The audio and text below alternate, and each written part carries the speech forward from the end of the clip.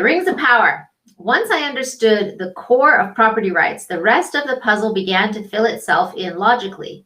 That seed sparked my creation of this simple framework that I hope will change how you see yourself and relate in the world. I was also surprised to discover a hidden correlation in the law. See if you can spot it. Sphere 1, awareness. I am aware. I am a conscious being. Sphere 2, body. As an aware being, I have a full, unrestricted property right in my body. It is the vehicle that I experience the world through. My body is my property exclusively. I have the right to control it and benefit from it, and no one has a right to access it without my freely given permission. Some people might object to my use of the word property because they feel it demeans the nature of the body. In fact, property is anything which has value. It's not just houses or land or inanimate objects. In the law, the term property also covers intangible things like ideas and your reputation. Even a promise to provide something has value. Unlike other property, while we can license the services of our body, right, say through an employment contract, we cannot give up our fundamental right of ownership so long as we are alive. Violations of this property right in our body are crimes, horrific crimes like assault, murder, or rape. Even seemingly small forms of sexual harassment, like someone grabbing my butt, is a violation of my property right. Why? They are intentionally trespassing on my property without my permission for benefit or pleasure. If I own my body and brain, then I also own everything I do with my body and brain, including my thoughts, actions, and emotions. I taught this framework to a group of teens, and one young man came up to me at the end and said, "I get it. If I alone own my body and my emotions, then I alone am responsible for my happiness and choices. By blaming someone else for my current situation, I am putting my happiness and power into the hands of my abuser. I can only take my power back by accepting full responsibility for my own happiness, regardless of what happened to me in the past." I found this realization is critical to healing. Sphere 3 is creations. I own what I create with the use of my body and brain.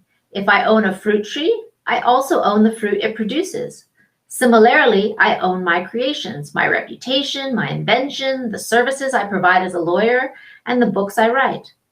Violations of this property right are crimes like theft. Slander is a violation of our reputation through lies.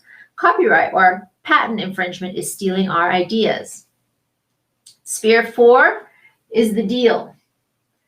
When I own something, I can exchange it to get something else I want. I get to make a deal. This sphere is all about relationships. Law school taught me something that I believe every person should know: the 5 elements of a valid deal or contract. This is critical because our entire society is based on property rights and exchanges. Every relationship, every business deal, and every contract. So what are the 5 elements of a valid deal? An offer with a clear object of exchange. Acceptance of the offer. An exchange of value. The mental ability to understand the deal, and no undue pressure. These 5 principles govern how a deal is made to protect our property from theft. If you are missing any one of these 5, you don't have an enforceable contract.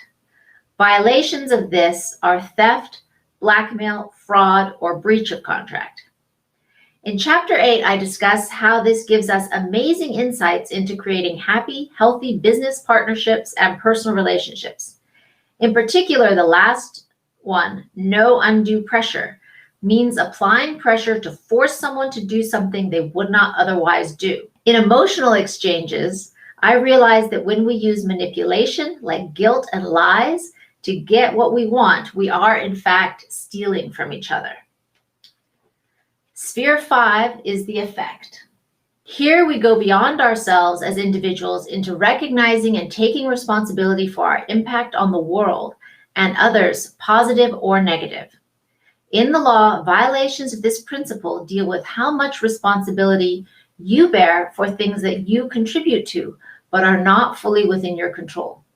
For instance, if I create a pesticide that makes people sick or destroys the environment, I should also be responsible to remedy it and to pay damages. If a leader tells his followers to kill people, he is also responsible, even though he didn't fire the gun. Finally, it all clicked into place. I understood that if I have full ownership, I have control, and therefore I have responsibility. As I explored the implications of this simple framework, I was able to use it to quickly and easily explain incredibly complex concepts of law and even morality to an 8-year-old kid. Teenagers used it to see clear distinctions between morals and norms. This helped them make better decisions and dissolve bias and judgment more easily. Did you notice something interesting? Violations of each sphere of property rights are crimes. This is the heart of the law. It covers all things we consider moral violations. All the rest of the regulations are really about convenience and power. When you really understand this, it simplifies into only one rule, which is don't violate property. How is that for a simple, logical standard to teach our kids and ourselves to live by? Of course, many laws throughout history and still today violate these principles, but perhaps this gives us a roadmap for a better future. In case you missed it, an easy way to remember the 5 spheres of this foundational framework is to remember your ABCs. A is for awareness, B is for body, C is for your creations, D is for deals, and E is for the effect. While it is useful for you to have an overview of the entire framework, this first guidebook will mainly focus on our property right in our body and using that to create a positive breakthrough in our relationships between men and women.